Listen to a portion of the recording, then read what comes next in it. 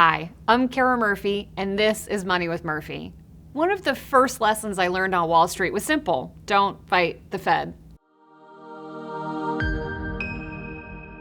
That lesson, more than 2.5 decades later, still holds. But with Kevin Warsh stepping in as chair of the Federal Reserve, how the Fed shapes markets may begin to change. Now, this is not in one dramatic move, but over time and how policy is communicated, measured, and applied. 3 particular areas that will shape how the markets respond to the central bank. Start with how the Fed communicates policy. Interest rates work like a dial on the economy. Turn rates higher and growth tends to cool. Turn them lower and activity picks up. Because rates drive the economy, markets don't just react to what the Fed does, they try to anticipate what comes next. Over time, I've learned the signals themselves often matter as much as the actions. Outgoing Fed Chair Jerome Powell spent his 8 years at the helm nudging the institution towards greater transparency. He held regular press conferences, issued detailed economic forecasts, and even offered forward guidance for policy. Those data points helped investors identify where policy was headed. Warsh, though, has questioned that approach. In his view, too much guidance can actually limit flexibility. If under Warsh's watch the Fed says less, that means markets will have to infer more. That lack of clarity could mean more market volatility around policy decisions.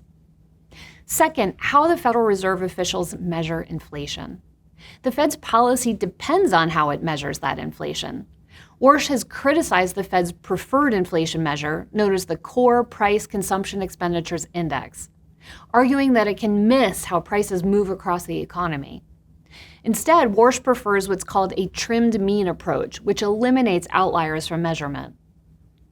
At other times, this distinction may seem overly academic. Right now, though, those 2 measures are moving in opposite directions as higher oil prices filter unevenly through the data. If Warsh has his way, the trimmed measure can point to lower inflation and in turn support lower interest rates. Third, the Fed may change how it approaches its balance sheet. Rates aren't the only lever that the Fed has. They can also buy and sell bonds, and sometimes a lot.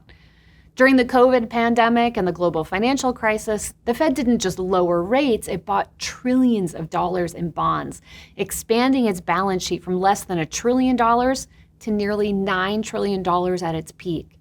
That level still sits near $7 trillion today, far above pre-crisis norms. Warsh has been clear, these tools should be used in crisis and then unwound more quickly afterward.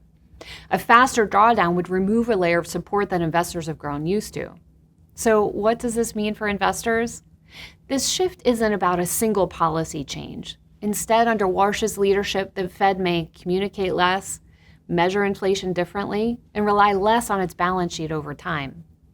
But it's helpful to keep in mind that the central bank itself still moves deliberately. Decisions run through a committee supported by deep research and a strong bias towards continuity. While change may be coming, investors would do well to continue to heed the words, "Don't fight the Fed."